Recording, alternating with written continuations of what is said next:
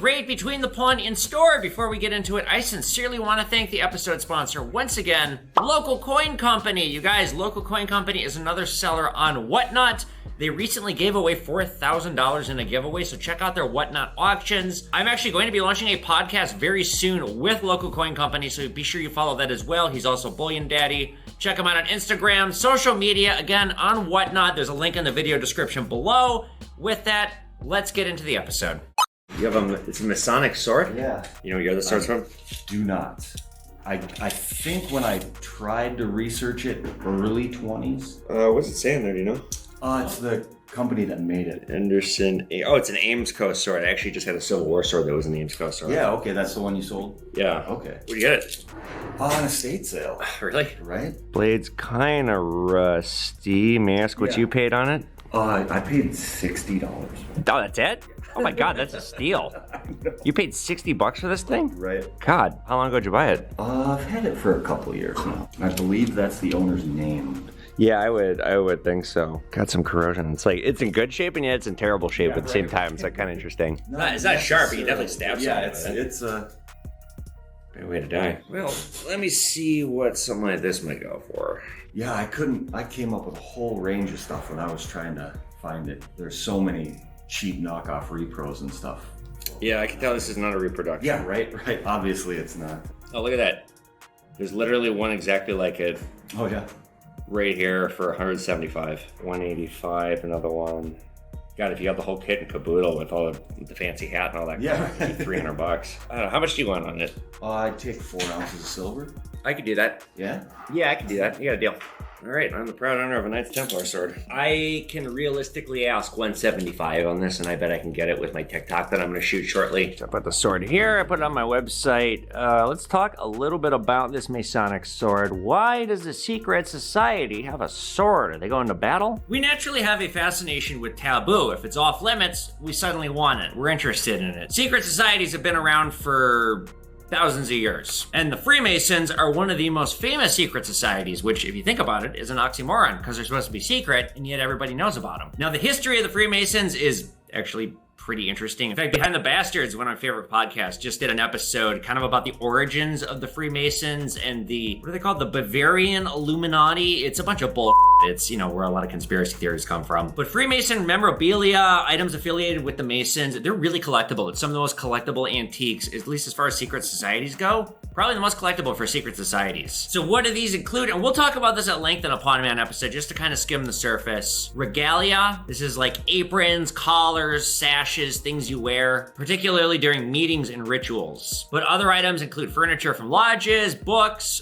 rituals, items affiliated with rituals like that sword, as well as I often see gold-filled jewelry, or sometimes it's 12, 14 karat gold. Basically anything that has to do with this organization that's old. But why a sword? Is it a battle sword? Were the Masons fighting anyone? No, it's a ritual sword. The sword symbolizes honor, protection, and power of truth. The sword also represents the medieval connections of the Freemasons' original founding and their connection to knights and knighthood. In the fraternity that I was in college, we were known as knights. In fact, there was a lot of Masonic symbols in the fraternity that I was in. Now, the Freemasons are not the only secret organization to use swords in their ritual. In fact, it's a pretty common item. The fraternity I was in, part of their ritual used a sword. They would lay it down over a book when the meetings would start. And that actually is secret information I am not supposed to share, but it, they kicked me out. And really quickly, a couple other organizations that incorporate swords in their rituals, or at least secret organizations. The Knights of Columbus, the Order of the Eastern Star, the Ancient Order of Hibernians, the Independent Order of Odd Fellows, and again, just to name a few, it is a very common item. Now, I'm gonna just briefly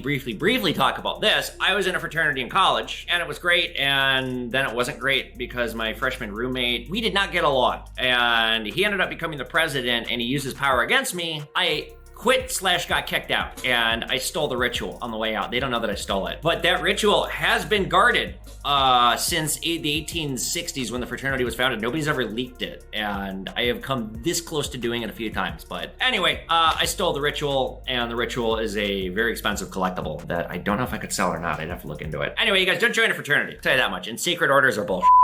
Also, I think secret orders are really stupid. 3 days later. I have sword update. Okay, one, it's a Knights Templar sword. It's not a Masonic sword. I don't know if nerds going, you think actually it's a Knights Templar. You can't get these secret organizations mixed up. What's wrong with you? Spectacular. My good digital friend who I've never met, but he's a huge asset to the silver community, the stacking community. He's here on YouTube. Check him out if you've not seen his content. I'm gonna be interviewing him here on YouTube pretty soon. But he and I have a very good rapport, and he messaged me and wanted to buy the sword. So we're sending Spectacular the sword, and because, you know, cross promotion, I'm gonna give him a Pawn Man mini, a button, and a Pawn Man t-shirt in his size. So thank you, Spectacular. Now I gotta package it up.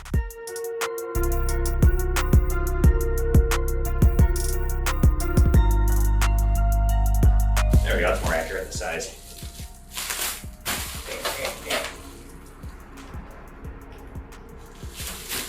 Sunday, I'm just quickly popping in here. It's Mother's Day, and my mom and I are, she's in town, and we were antiquing. So I got this. I've been wanting a JFK something for the store for a while, and this is so grim. This was done in 1967. The artist is Leonard Mason III. My mom's like, oh, anybody who's the second or the third or one of those, you want their stuff. It means they're a big deal. I don't know if he is or not. I haven't looked it up. But this was done January 10th, 1967. So I gotta figure out where I'm gonna put this. You know what, for now, we're gonna put it right here, because he's looking at Coke.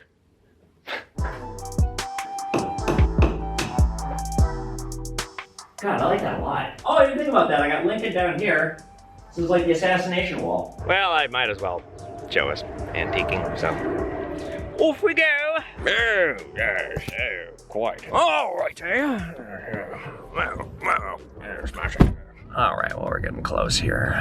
All right, here. You ever see these in antique shops? Somebody always knows what they're doing. 40, that is massively overpriced. I'm interested in like all these, but this is top retail. The submarine one, I actually really want that, but I don't want to pay 50 bucks for that. It's probably about what I could get. It's a USSR Soviet Russia sub officer for a nuclear submarine. Ooh. God, now that I say it out loud, I kind of want it. And your mom goes, ooh. God, I'm spending too much money, but like, I really like that. Oh, it's $400. I'm gonna consider this coming back for this later. I don't want to spend $400 today on a painting, but I really like this. Oh, actually, I got a bunch of these in my store. It's like a British maker. I have one of these. None of these ones though. It's a different style, but I know not to buy it because I've had it for 6 months. All right, y'all set? Any final remarks for YouTube before I drop you off? Hello, viewers. This is my little fruit of my loins.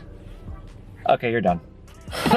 You're done. All right, back at my store, do my monologue really quick. Let me show you guys what I spent. God, I spent almost $1,000. So these are all gonna be mostly for mystery boxes. These are like vintage postcards. They're $1 each, so I can retail them for $5 each. This is gonna go with the next Trump thing I have. I'll just throw this in with it. It was my employee's dad's birthday, so I got him a vintage birthday card. This was in really good shape. These are a bunch of star notes. They were underpriced. These Ethiopia stamps are only $3. This was only $35. It's probably worth about 60. These vintage stock certificates from, these look more modern. I don't know what year these are from. So these 2 widow's mites, and then this is where I spent the bulk of the money. These were like 40, 50 bucks a piece. These are vintage Soviet medals. I paid almost full retail. I think these are nuclear submarine officers. Yeah, these are for nuclear submarine personnel, these ones. So I think these ones are underpriced. These ones were 40 bucks each. The rest of them, I mainly just bought it to make content. I don't know how much money I'm gonna make. These are all going on my Whatnot auction. So once again, you guys be sure to follow either me or local coin company on Whatnot. Mystery box stuff, Nintendo Power. You know what? Let's actually briefly talk about Nintendo Power. The official magazine of video mastery. It was launched in 1988. It lasted all the way until 2012, and like, just being a kid of the 90s, I remember looking at one. I still get excited. I still get this feeling of nostalgia just glancing at one at the antique shop. It's what drew me to it. First issue was July of 1988, and it captivated readers by not only offering strategy, because back in the day, like, you could just go on the internet to look up if you were stuck in a video game. Something like this might tell you how to do it. This also gave way to game guides, and like, this was a huge business in the 90s. I remember these game guides. I would buy them for games that I didn't even play, just because I like the artwork. Nintendo Power also had a very successful marketing tactic of including exclusive items you couldn't get anywhere else, such as trading cards, other giveaways, and the expensive issues of this magazine are the ones that still have these bonus goodies that are still intact. And the exclusivity of it, the fact that you couldn't get them anywhere else, drove people to want to buy them. This was an immensely popular magazine for so many reasons. And because of its close relationship with Nintendo, it allowed people to see previews of video games when they may have no idea otherwise what was coming out. It really helped the burgeoning video game industry of the 90s expand and become something more like movies, where, you know, we see a movie trailer for a movie we want to see, We would see ads for upcoming games, previews, sneak peeks. In some of these, oftentimes I remember they would have games that were still in development that were concepts, and oftentimes these games would never see the light of day. I remember so many games that I was so excited about, and then the game would get scrapped, but you get teased about it in Nintendo Power. I mean, it was just a great way for Nintendo to build up their brand, even on properties that never came to be. Like, imagine seeing a movie trailer for a movie that never was. Now, with the shift of technology, I mean, if Playboy, the nudie magazine, if nudity isn't selling, you bet your ass a video game magazine ain't gonna be selling. So Nintendo Power was scrapped in 2012. The final issue released in December of 2012, but the magazine was reignited in 2017 digitally as a podcast, and so it is still popular to this day. The magazine itself, the physical magazine, has never been revived, but this is a staple of video game culture in the 90s, becoming, I mean, video games are a multi-billion dollar industry today, and largely it is thanks to things like Nintendo Power. Like I said, today they are very collectible. I actually went back to that antique shop and I bought every single Nintendo Power they had. Because of my Whatnot auction, I got double what I paid for on all of them, so it was a no-brainer. I went back and I literally bought this many. By the time you guys are watching this, I probably sold them all, but I will be buying them in the future. If you have them, I probably don't want to buy them unless they're mint, and even still, you probably want too much money. I mean, this antique shop didn't really know what they had, so that was shooting fish in a barrel. But Nintendo Power, nice antique, a lot of fun, really cool to discover it randomly and feature it here. I'm gonna briefly talk about this Mont Blanc pen, and the person who bought it might be watching and just know what happened and what went through my head, because I'd like to explain. Mont Blanc pens, we might cover them at one point as like a subject. They're very expensive. This one here, this is probably a $500 pen. I paid 50 bucks for it, and like I didn't know. I didn't know I bought something so expensive. So I put this on Whatnot and it went for 150. People are like, dude, that's a $500 pen. What are you doing? I'm like, oh.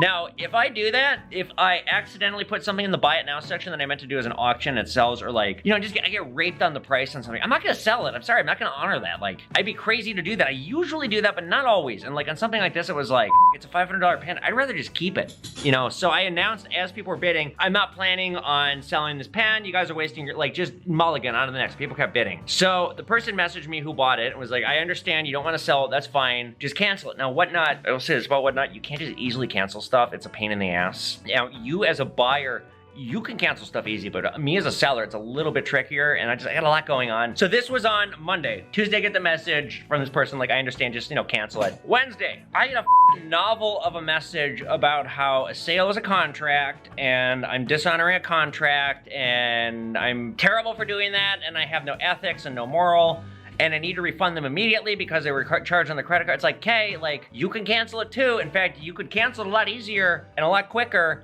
than if you wrote something this long about what a bastard I am for So I looked into it and I couldn't do it because, like, for whatever reason, this wasn't showing up on Whatnot on my seller dash. Like, I don't know why. Just sometimes Whatnot has like small errors. So this wasn't showing up, and like, I had a lot of going on yesterday, so I didn't take care of it. Well, I get in here today and this person just goes completely crazy and writes this like, you're such a bastard message. I know you're just keeping it and you're scamming. It's like, you know, it's all these things that aren't there. And honestly, since yesterday to today, I kind of thought I actually don't really like writing with this thing anyway. Like, it's kind of uncomfortable to write with because it's heavy. And like, you know, whatever, I paid 50 bucks. I'm getting, after Whatnot fees, 120. It's way too cheap. But maybe I'll just send it anyway. F it. And I was about to send it anyway and say, F it. And then I read this message and it was so crazy and unhinged. It was like, okay, you know what? I'm gonna just block you. And I'm gonna let Whatnot figure this out with you. You'll get your money back. Like, I'm not scamming you, but I'm next. So yeah, don't be crazy. You guys just be very reasonable with me. And like, if I do something that like you don't like, that's fine. But like, don't start swearing at me and going like all crazy. Like, if you're gonna go crazy, I'm gonna just not deal with it because you're a whack job. I'm gonna hit the block button and next. Indeed, there's a little bit of a lack of integrity here on my end, but no, I don't know what the butt is. So I need to lay down the law here because some of the people who are causing me problems are probably gonna see this. This is one of the first things I bought here when I opened the store. It says, all sales final, no returns. I don't take returns here. Most gold shops don't. Why? The main reason being you could switch something out. I don't think people are doing that, but that's the main idea behind it. But the fact is, you come in here and you want to buy something, be prepared to leave with it and own it. I have been allowing returns and I'm done. Done, D-O-N-E, done. Under no circumstance whatsoever will I take a return now. I bought a second all sales final sign that I'm gonna put right there on the door so you see it when you walk in. What's going on, you guys? We're Between the Pawn. I'm Evan. And this is my gold and silver business. Before we talk about the week, once again, I do want to thank my episode sponsor, Local Coin Company. You guys give them a follow. There's a link in the video description below. Check them out on Whatnot. They are another Whatnot seller just like me, and they are giving away a lot more stuff than I am. Ian gave away $4,000 last week on an auction. I could not believe it, and I was like, dude, how do you afford this? So check them out. There's a link in the video description. We'll talk a little bit about my plans with Ian and Local Coin Company. Again, they are the sponsor of the month. Give them their money's worth. With that, you guys, how's my week been? Oh, boy, well, I bitch about this every week, and I'm gonna just bitch about it again because like today was actually the day where I was like, oh my God, why can't things just be easy for me? I want to stop working like this, but I can't. It literally costs me so much money to take time off. Yeah, it sucks working this much. This is unsustainable. I had dinner with my financier last night, and we were talking, and he's like, you're burning the candle from both ends. You know you're gonna burn out soon, right? I'm like, yes, I know. I think I got about a year before I really truly like crash and burn. Like I cannot sustain this. So God, I really hope I can get my revenue up and make it so I can hire more help and expand and make it so that I am not the one-man show running everything, doing everything, working 90 hours a week because it is ripping me apart. And as much as I like what I do, I would like to have my own life too. That's a faint concept at best now. I'm taking a vacation Memorial Day. I'm gonna be in New York City all weekend. Stores closed. I'm gonna have people in here. It's gonna be a little bit, but like we're gonna be closed to the public for the weekend. So won't be open. I'm gonna completely remove myself, not look at my phone. I'm actually, you guys, I bought a second phone. I will never bring my phone on vacation ever again. Like I can get phone calls, but no social media, no access to my bank accounts. There's, still gonna be like YouTube stuff. I'm filming a bunch of TikToks in advance. Part of my problem today was I had so much work to do, but I had to prepare for vacation by filming a bunch of TikToks in advance because you can't, if you do social media, you can't take your foot off the gas. You do it for a day, you get shadow banned coming back. They punish you for not putting out content every day. They say they don't, but that's a lie, they do. Second thing to talk about, you guys might have noticed, and some of you were confused and some of you really didn't like it, that there's bleeping now in these videos. You're not gonna hear swear words out of me. I say it every week, this is costing me too much money and it's not growing, and for the love of God, I don't know why. I think it is because I'm swearing too much. I think it is really hurting me. I can't not swear. If you don't know me, if you do know me, you know how impossible of a thing that is. I can't not swear. It's built into me. Yes, swearing is gonna be too hard for me to remove. Instead, what I'm gonna do, we're bleeping it. If you're a Patreon, you get 2 links every week. Not only do you get early access to my videos, you get censored and you get uncensored. I learned this from Funimation. They charge $24.99 for the VHS of Dragon Ball Z that was uncensored, $19.99 for censored. You get censored for free, congratulations, but $1 a month gets you access to my Patreon. Obviously, I need to do all I can to strategize to grow my viewership, and my thought is it is the swearing that is keeping me back, that is hurting me. It's why YouTube is not picking up my algorithm, and for now, I'm gonna try this for 6 months to a year. If 6 months to a year from now I'm still not growing, well, I might just say and pull the plug. Just $1 a month. You guys, there's a link in the video description. It helps me so much. Gets you access to the uncensored version. Otherwise, you get bleeps. Also, there's gonna be some stuff in the uncensored version that will not be appearing in the censored version. I feel like I'm not doing enough for my Patreons. I'm just taking their money and I'm giving them early access to my videos, but only by like a day or two. And I just think this is a better way to give them something a little more with a little time that I can give. Cause like unfortunately, I don't do enough written posts because I don't have time. I just don't. H Holmes bars. I've had a lot of people upset that they have not bought or that they, I just get 2 of them and I put them up on my website. I don't announce them and they're gone. Here's the deal. If you want to throw stupid money at me, I will reserve one for you. Somebody paid a lot. I'm not gonna say how much. Somebody paid hundreds of dollars to get number 13. $500. I'll reserve one for you. Other things I want to talk about, you guys, Local Coin Company and I are launching a weekly podcast. It's gonna be like a gold discussion podcast talking about metals, coins. We're gonna have guests on. We're still formulating it. It's early stages, but hopefully the next 3 months we get the ball rolling on this. And I am starting a podcast with my friend Mike too, a movie podcast. It's just, you're ready to go. And then we both had a scheduling conflict the week that we were gonna record, and that was like 4 months ago. So we're gonna try and get back on that horse this summer. For sure, the podcast with Bullion Daddy is coming, Local Coin Company, aka Bullion Daddy. We have a title, I can't release the title yet, but look for that. There will also be a accompanying YouTube video with the podcast, I think. I don't know for sure yet because we're still formulating it, but I think. A couple other quick things. The TikTok ban, you guys, has me very scared. If I lose TikTok, you guys, I'm screwed. I am so screwed. I'm gonna lose most of my business, or like I'm gonna lose most of my audience because this audience is not big. Facebook, like TikTok is my golden goose. Again, you guys, please help me grow. Please share these videos here. This is where I need to grow. This is the app that pays me fairly. TikTok, it's great for reaching people. You know, I don't make a lot of money on there, but it's my biggest empire, and I don't want to lose it, because if I lose it, it's gonna kneecap me significantly. Just help me on here, grow, help share my videos, and spread the word of Pawnman, so that if that does happen, I don't get completely kneecapped. The BMW Z4M is, I think, sold now. Somebody from Michigan bought it. The person didn't reference me. This will not be the only car I'm selling through UCar Connect. I'm hoping to feature 1 or 2 cars a month. Just, if you guys see a car you want to buy, please, for the love of God, say that you got it through Pawnman. Pawnman introduce it to you so they know, then they can pay me a commission, because they're not just gonna pay it to me because they sell the car because I featured it. Like, really quick, I've had questions about how's my house hunting going. Really bad. I can't get a mortgage, despite having I don't want to say exactly what my credit score is. It's really good. Now I'm exploring bank statement mortgages, which is a much higher down payment, and like, I had 20 grand set aside, but I need a lot more than that. With that, you guys, let's get into the questions. Question 1, Aldo LaRusso says, hey Evan, great episode. I have a question for the next one. With the rise in AI tech, what role do you see, if any, of it playing in your industry? You know, it'll be a reference point in the next year, actually, because it is growing so fast. It'll be a reference point for me if I have a simple question about something I don't know and I can't look up easily. It might know the answer. It also might spit me some bullshit, but tell me confidently. So confidently that it'll give me false information. If you use it, do not take everything that it says, even if you have the paid version. Don't take what it says for its word. I catch it making mistakes a lot, but it is getting better, and it is definitely helpful. It's helped me quite a lot in a lot of different fields. AI, you guys, scares the shit out of me. I legitimately think that we should probably shut the whole thing down and pause and make laws about this before we fully understand what we're dealing with. Question 2, kind of a 2-parter, coming in from Kyle Luke. Cap!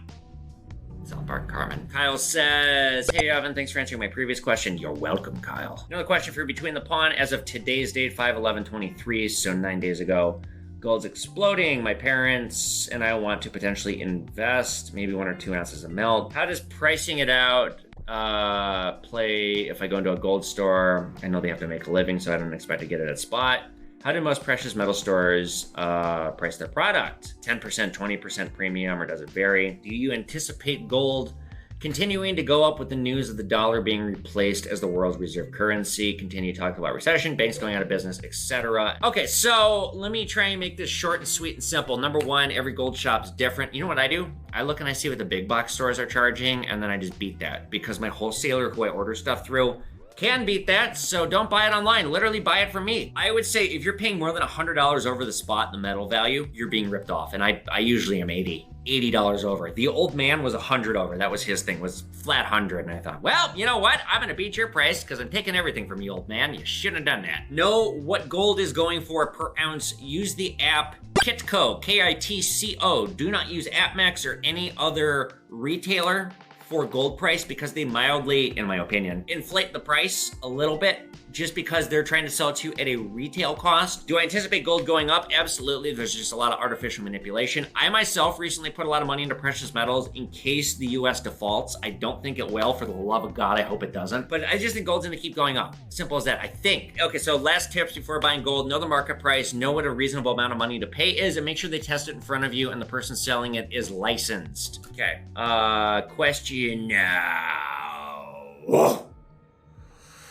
Whoa. Coming in from 7 years old. The other white meat. Oh. Ticklemeister gal. Oh. Did the old man at the old shop teach you any good lessons? What I like to say, because obviously my spite is one of my character flaws. This is literally a spite store. I almost on Amazon bought a custom sign that says the spite store, and I was gonna hang it up, and I thought, well, I don't need to be quite that salty. I still might do it, but I'll put it on the side door, not the main door. Did he teach me any good lessons?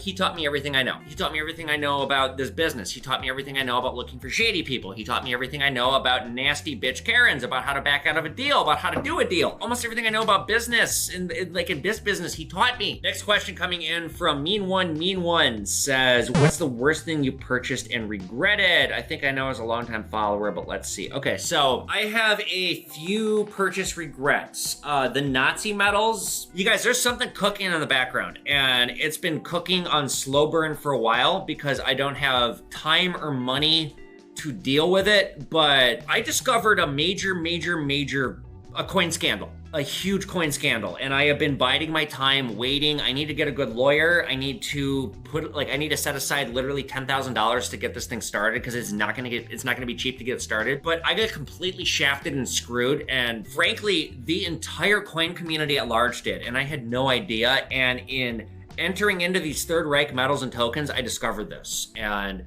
what's funny is I discovered it through haters who were trying to shit on me. And by shit on me, they simply pointed out, like, there's a massive, massive coin scandal. Holy shit. And I still can't believe that I discovered this, and I'm sitting on it. And this is all I'm gonna say right now. Just know that there's something cooking, and I'm still doing something with it, and I'm not gonna let this go. I can't let this go, because honestly, I'm out probably $20,000 on this. I've been defrauded, in my opinion. In my opinion, that I'm gonna get a lawyer to argue in a court of law. I bet macro, the coin community at large, is out millions and millions and millions of dollars, seriously, because of greed. Now, I don't want to say anything else right now. I regret that, because I honestly almost lost my store because of this, because of the mistake I made through somebody else's expertise. But that's all I can say right now. Just keep your eyes tuned. And I will say, if you're a lawyer, especially a class action lawyer, or if you know one, will you please message me? And then finally, last question, Anthony Johnson says, would you consider doing a subscription silver purchase service? So he asked me this question 3 months ago, and I said, no, I can't do that. I can, and we are formulating it now. It will be available on my website, pawnmanstore.com. And once again, you guys, I'm just gonna echo, I don't know when, I'm gonna do it at some point in the summer. It'll be $100. You're going to get one piece of bullion. This guy, Alfredo de la Fe, he goes by Alfred. He owns Agora Auctions. He is a excellent numismatist, wonderful human being. But so he has a subscription service that I am subscribed to. He sends you it's $30 a month. It's $31.80 something with tax. He sends you one ancient coin that's worth about that, maybe a little bit more. And what I'm doing, basically, he sends me an item that's worth about $30, $31 that I buy for $30, $31. I put on my whatnot. It gives me my content for a TikTok. I'll do one of these a month, and I get to feature an ancient coin and tell you the cool story behind it. So a subscription service like this is kind of what I want to do. You will get one item, but it will come with something that explains it. And if you guys want to get Alfred's subscription service, I would actually strongly recommend it. It is not a scam at all. You're getting your full money's worth. This guy's got a lot of access to cool ancient coins. He just is giving people cool access to something that's fun. It'll be something like this. All right, well, once again, you guys, I want to thank the episode sponsor, Local Coin Company. Be sure you follow them on Whatnot and all their other social media. There's a link in the video description below. So check them out. And again, I'm launching a podcast with them soon. And also follow me on Whatnot too. Auctions every week. I have a exclusive deal with Whatnot. So yeah, I'm gonna be on there a lot. If you guys like this video, be sure you give it a thumbs up. Post your questions in the comment section below so I have more to answer in the next Between the Pawn. Get my books. They're on my website, you guys, for just $8. They're also on my Whatnot auctions for the same price. That's basically cost. I just want people to read them. Follow me on social media, @EvanKale, @PawnMan. Spread the word of PawnMan here, you guys. Like I said, I'm really worried about TikTok getting banned, and it's gonna really, really screw up my business if that happens. So I just wanna grow on here as much as possible. And if you guys like what I do here, please consider becoming a PawnMan Patreon or sponsor. I could use all the help I could get here because I don't make any money doing this, and it takes a lot of time, effort, and energy. $1 a month, you guys, gets you access to the uncensored version of these videos. We're gonna be censored going forward for, foreseeable future. Okay, all right, out of here.